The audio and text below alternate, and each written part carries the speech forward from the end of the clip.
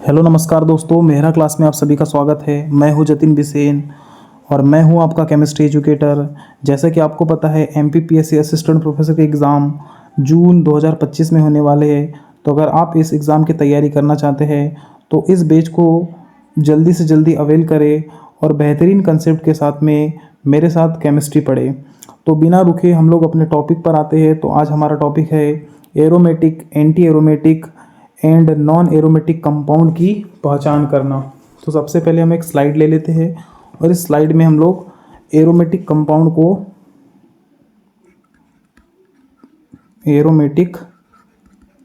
Compound की क्या करने वाले हैं, पहचान करने वाले हैं। तो यहाँ पर मैंने क्या लिख लिया, एरोमेटिक कंपाउंड्स। अगर बात करेंगे तो इसमें जो कंडीशन अप्लाई होती है तो सबसे पहले ये होना चाहिए साइक्लिक। सेकंड कंडीशन है कि इसमें क्या होना चाहिए, sp2 हाइब्रिडाइजेशन, और sp2 हाइब्रिडाइजेशन होगा तो इसकी जियोमेट्री क्या हो जाएंगी, प्लेनर। थर्ड कंडीशन है कि इसके अंदर क्या होना चाहिए, कंजुगेशन। अब ये कंजुगेशन क्या होता है तो यहाँ लिख देता हूँ, pi bond, sigma bond and pi bond. फिर अगर बात करेंगे तो यहाँ पर हो जाएगा आपका पाई बॉन्ड, फिर हो जाएगा सिग्मा बॉन्ड और फिर क्या होगा, plus charge. Pi bond, sigma bond, minus charge, pi bond, sigma bond and lone pair. तो ये कंजुगेशन की क्या होती है, कंडीशन। फिर अगर आगे बात करें तो आगे हम बात करते हैं फोर्थ पॉइंट की। तो फोर्थ पॉइंट काफ़ी इंपॉर्टेंट है जिसे हम लोग बोलते हैं हकल रूल। तो हकल रूल को क्या करना चाहिए, फॉलो करना चाहिए। तो हकल रूल को फॉलो करना चाहिए। अब हकल रूल क्या होता है, तो हकल रूल होता है 4n+2 is equal to pi electron, जहाँ पर n बराबर 0, 1, 2, 3, 4 अप टू डेज डेज। इसका एक एग्जांपल ले लेते हैं। तो इसका एग्जांपल है बेंजीन। बेंजीन एक एरोमेटिक कंपाउंड है। अब यहाँ पर इसको चेक कर लेते हैं। तो सबसे पहले जो बेंजीन है वो साइक्लिक है, तो फर्स्ट कंडीशन फुलफिल हो गई। सेकेंड, प्रत्येक कार्बन पर यहाँ पर sp2 संकरण है, क्योंकि आपको पता है कि एक पाई बॉन्ड है तो जनरली सभी कार्बन पर क्या होंगे, sp2 हाइब्रिडाइजेशन, और sp2 हाइब्रिडाइजेशन होगा तो इसकी जो जियोमेट्री वो क्या हो जाएंगी, प्लेनर, जिसे हम समतलीय बोलते हैं। और कंजुगेशन चेक करना है तो आप देख सकते हो कि pi bond, sigma bond, pi bond, sigma bond, pi bond, sigma bond, यानी पूरा रिंग भर क्या है, कंजुगेशन है। अब हकल रूल को अप्लाई करके देख लेते हैं। तो हकल रूल क्या है, 4n+2 is equal to pi electron. तो पाई इलेक्ट्रॉन कितने हैं इसके पास में, पाई बॉन्ड कितने हैं, 1, 2 एंड 3, तो पाई इलेक्ट्रॉन कितने हो जाएंगे, 6 हो जाएंगे। तो 4n is equal to 6 minus 2, तो 4n इज इक्वल टू 4, तब n इज इक्वल टू कितना आ जाएगा, 1। तो आप देख सकते हो n इज इक्वल टू 1 है। तो बेंजीन एक क्या है, एरोमेटिक कंपाउंड है। अगर हम आगे बात करें तो अब हम लोग हेडिंग डाल लेते हैं anti aromatic compound.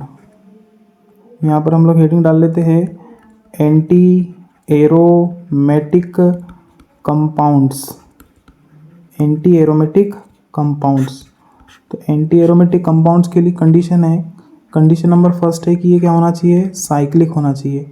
Condition number second है कि इसमें क्या होना चाहिए, sp2 हाइब्रिडाइजेशन होना चाहिए, और इसका जो जियोमेट्री है वो क्या होनी चाहिए, प्लेनर होनी चाहिए। थर्ड कंडीशन क्या है, इसके अंदर क्या होना चाहिए, कंजुगेशन होना चाहिए, तो कंजुगेशन लिख दिया। एंड फोर्थ क्या होना चाहिए, हकल रूल को क्या करना चाहिए, फॉलो करना चाहिए। लेकिन यहाँ पर जो हकल रूल होता है वो थोड़ा सा अलग होता है, तो हकल रूल को फॉलो करना चाहिए। हकल रूल होता है 4n इज इक्वल टू क्या होता है, पाई इलेक्ट्रॉन, और n इज इक्वल टू कितना होता है, 1, 2, 3, 4 अप टू डेज डेज।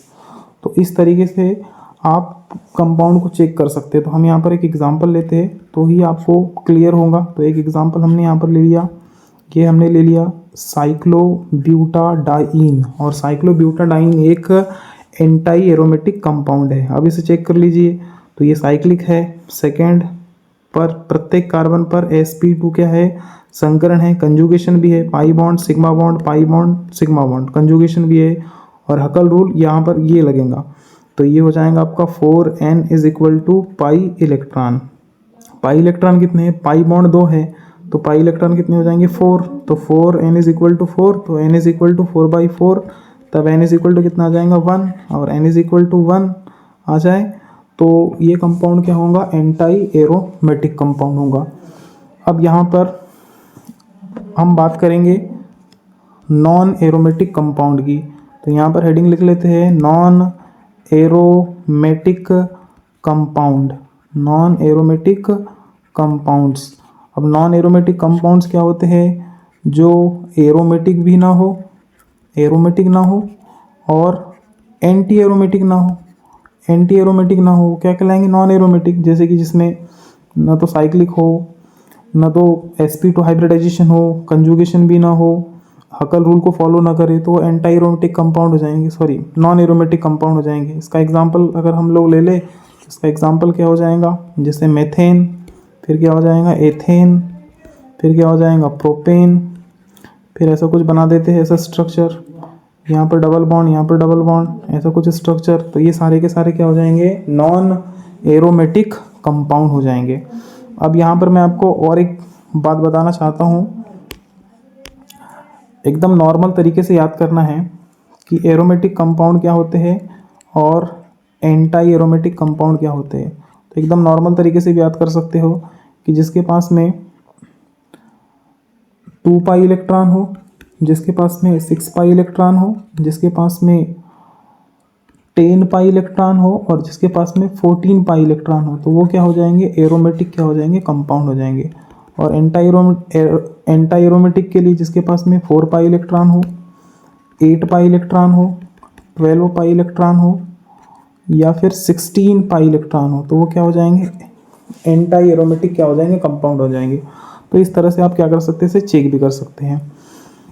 अब हम कुछ एग्जाम्पल लेने वाले हैं और इस एग्जाम्पल से इन कंसेप्ट को समझने वाले हैं। तो जैसे कि यहाँ पर हमने एक एग्जाम्पल लिया है, ये एक एग्जाम्पल लिया है और इसको हमें चेक करना है। इस पर लगा है प्लस चार्ज और इस पर लगा है डबल बॉन्ड। अब यहाँ पर आप देख लीजिए कि ये कंपाउंड एरोमेटिक है, नॉन एरोमेटिक है या फिर एंटी एरोमेटिक है। तो आप यहाँ पर देख लीजिए साइक्लिक है, ठीक है, फिर sp2 हाइब्रिडाइजेशन, यहाँ पर है sp2 हाइब्रिडाइजेशन और इस जगह पर है sp2, लेकिन इस जगह पर नहीं है, इस जगह पर भी नहीं है। इसको ओपन कर लीजिए तो यहाँ पर एक हाइड्रोजन है और यहाँ पर भी एक हाइड्रोजन है। तो देख लीजिए इसके पास कितने सिग्मा बॉन्ड है, 1 2 3 एंड 4। तो आपको पता है कि एक कार्बन के पास में अगर 4 सिग्मा बॉन्ड है, मीन्स हाइब्रिडाइजेशन क्या हो जाएगा, sp3।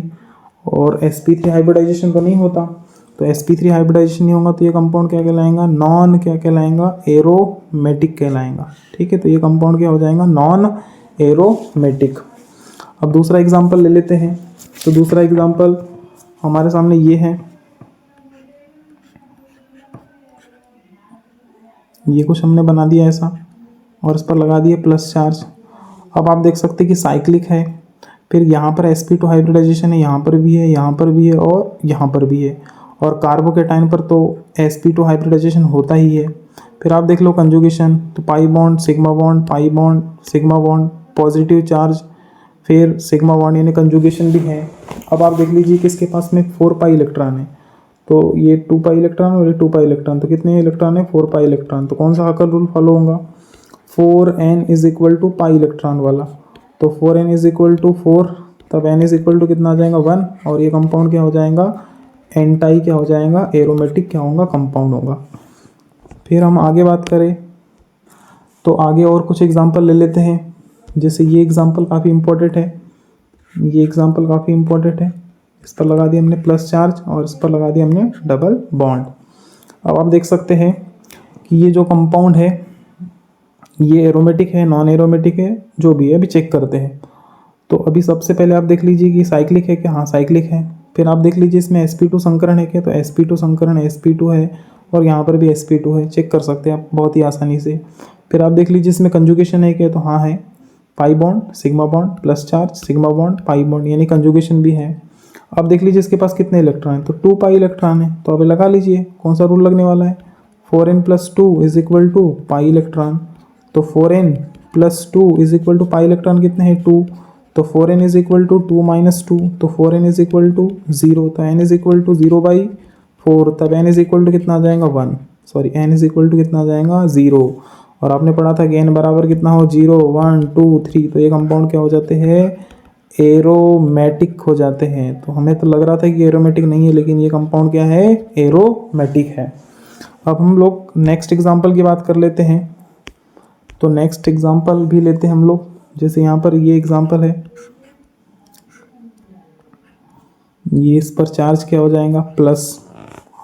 अब आप देख लीजिए, तो साइक्लिक है, sp2 संकरण यहाँ पर भी, यहाँ पर भी, यहाँ पर भी, लेकिन यहाँ पर sp2 संकरण नहीं है, यहाँ तो है sp3 हाइब्रिडाइजेशन। तो ये कंपाउंड क्या हो जाएगा, नॉन क्या हो जाएगा, एरोमेटिक कंपाउंड हो जाएगा।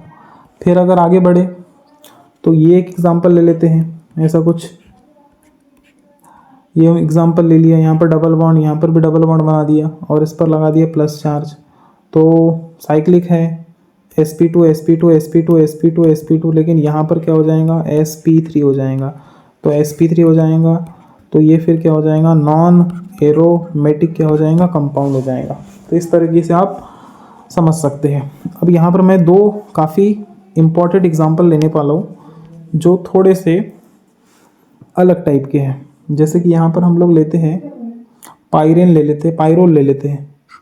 ये हमने ले लिया यहाँ पर पायरोल, ये N, और आपको पता है यहाँ पर एक हाइड्रोजन होगा और इसके पास में क्या रहेगा, लोन पेयर, और ये डबल बॉन्ड, और ये क्या हो जाएगा, डबल बॉन्ड। अब आप देख लीजिए कि इसके पास में ये एक साइक्लिक है, तो ये लिख दिया हमने साइक्लिक है।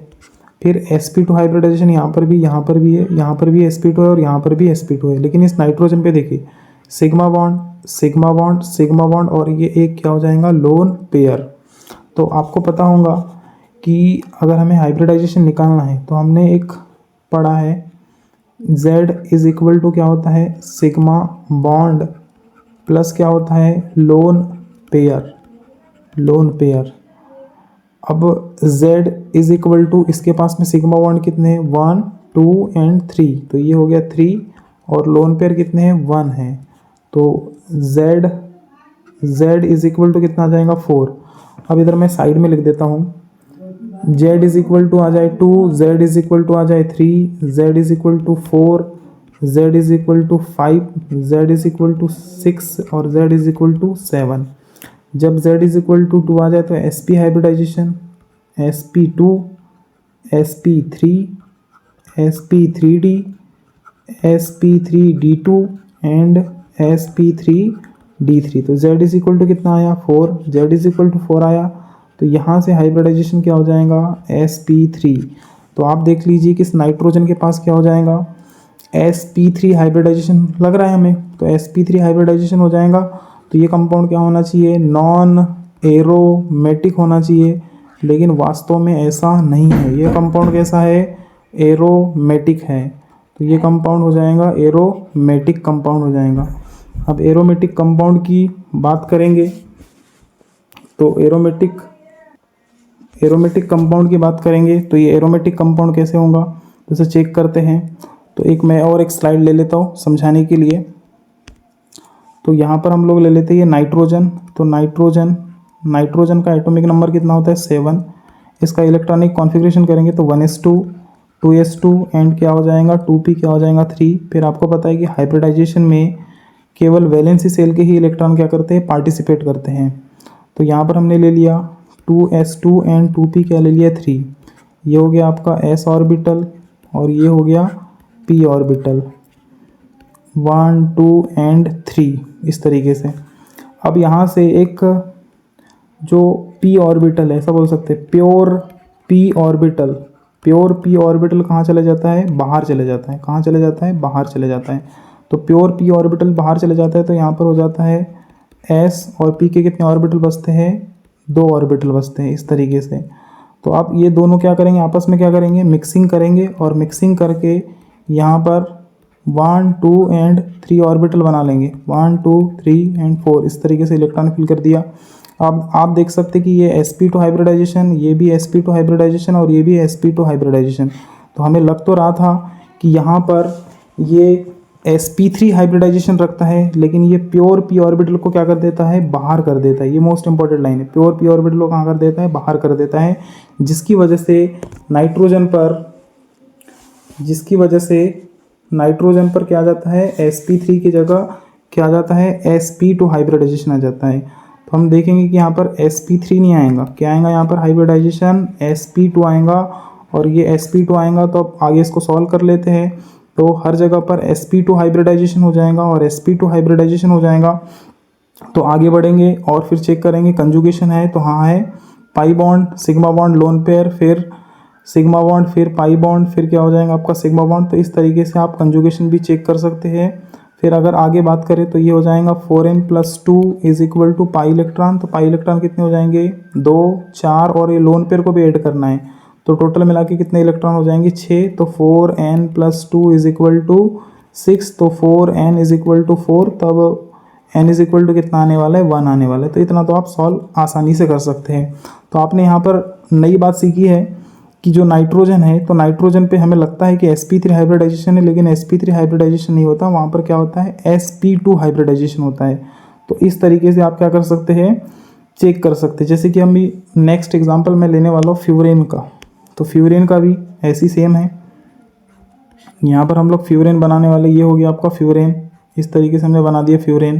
तो इस ऑक्सीजन के पास में कितने लोन पेयर है 2 लोन पेयर है।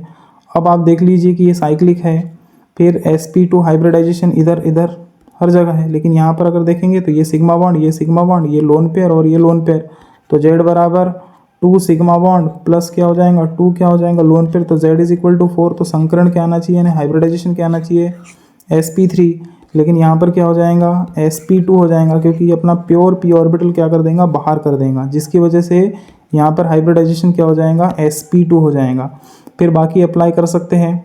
तो 4n+2 is equal to pi electron. तो पाई इलेक्ट्रॉन यहाँ पर कितने इन्वॉल्व होते हैं 2, ये 4 और ये 6, येलो ऑर्बिटल, तो सॉरी येलो इलेक्ट्रॉन तो कहाँ चले गए बाहर चले गए। तो यहाँ पर इसके पास में 6 पाई इलेक्ट्रॉन होते हैं, और 6 पाई इलेक्ट्रॉन होते हैं तो n की वैल्यू कितनी आती है 1। यानी कि फ्यूरेन भी क्या है, एक एरोमेटिक क्या है कंपाउंड है। तो इस तरीके से आप क्या कर सकते हैं, मल्टीपल एग्जाम में aromatic, anti aromatic and non aromatic compound की क्या कर सकते हैं, पहचान कर सकते हैं। अब हम आगे बात करते हैं। तो अभी और भी बहुत सारे एग्जाम्पल हैं जिसको आप बहुत ही आसानी से चेक कर सकते हो। जैसे कि ये नेक्स्ट स्लाइड में मैं ले लेता हूँ, ये मैंने ले लिया यहाँ पर। नेक्स्ट स्लाइड में ये देख लीजिए, इसको ले रहा हूँ मैं, ये इस पर है पॉजिटिव चार्ज और ये है समझ लो लोन पेयर। तो आप देख सकते हैं कि साइक्लिक है, फिर कंजुगेशन भी है, sp2 हाइब्रिडाइजेशन भी है, और इसके पास नंबर ऑफ पाई इलेक्ट्रॉन कितने हैं 2, 4 और ये कितने हो जाएंगे 6। तो 6 पाई इलेक्ट्रॉन, तो 6 पाई इलेक्ट्रॉन मीन्स कंपाउंड क्या हो जाएगा एरोमेटिक हो जाएगा। तो आप चेक कर सकते हैं ये कंपाउंड क्या है एरोमेटिक है। तो ये था aromatic and anti aromatic and non aromatic यौगिकों की पहचान। इससे आप क्या कर सकते हैं, इजीली क्या कर सकते हैं, इसको आइडेंटिफाई कर सकते हैं। अब हम लोग आ जाते हैं कुछ इन्फॉर्मेशन के बारे में। तो हम देख लीजिए यहाँ पर किसके बारे में इन्फॉर्मेशन दे रहे हैं आपको, फीस स्ट्रक्चर के बारे में। तो अगर आपको कोर्स को इनरोल करना है, तो कोर्स को जो इनरोल करने की जो फीस है वो कितनी है 2,999 है। वो भी कब तक है 10 जनवरी तक है, 10 जनवरी तक है। तो 10 जनवरी तक आप इनरोल कर जाते हो तो आपको जो फीस पे करनी होगी वो 2,999 करनी होगी। अन्यथा ये फीस बढ़ के कितनी हो जाएंगी 4,999 हो जाएंगी। तो अगर आपको वीडियो लेक्चर्स अच्छे लगते हैं, इन्फॉर्मेशन अच्छी लगती है, तो आप ज़रूर करके कोर्स को अवेल कर सकते हैं। फिर अगर हम आगे बात करें तो ये जो मेहरा क्लासेस का जो ऐप है आपको एक गूगल प्ले स्टोर में मिल जाएगा। तो गूगल प्ले स्टोर में जाइए और मेहरा क्लासेस ऐप को क्या करिए डाउनलोड कर लीजिए। और इनका ऑफिशियल एक यूट्यूब चैनल भी है। अगर आपको ज़्यादा इंक्वायरी चाहिए और कुछ डिटेल इन्फॉर्मेशन चाहिए तो आप इस नंबर पर क्या कर सकते हैं, कॉल कर सकते हैं 9200925830। फिर हम बात करते हैं लास्ट में मेरी क्वालिफ़िकेशन के बारे में, क्योंकि जो पिछला वीडियो आया था तो मैंने अपनी क्वालिफ़िकेशन के बारे में नहीं बताया था। तो मेरा नाम है मिस्टर जतिन बिसेन, मेरा MP सेट 2023 में क्वालिफाई हुआ है और MPPSC असिस्टेंट प्रोफेसर का मेंस क्वालिफाइड हो गया है। अभी इंटरव्यू बाकी है, क्योंकि इंटरव्यू का भी शेड्यूल आया नहीं है। तो ये मेरा क्वालिफ़िकेशन है। तो अगर आपको मेरे द्वारा जो लेक्चर दिया गया है अगर वो अच्छा लगता है तो ज़रूर करके वीडियो को लाइक करें, शेयर करें और सब्सक्राइब करें। Thank you.